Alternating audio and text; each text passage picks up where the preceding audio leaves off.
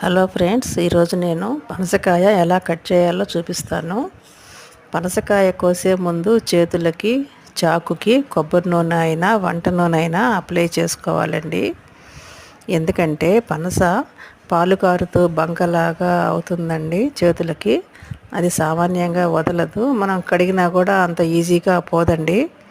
అందుకని కంపల్సరీగా ఆయిల్ అనేది అప్లై చేసుకోవాలి.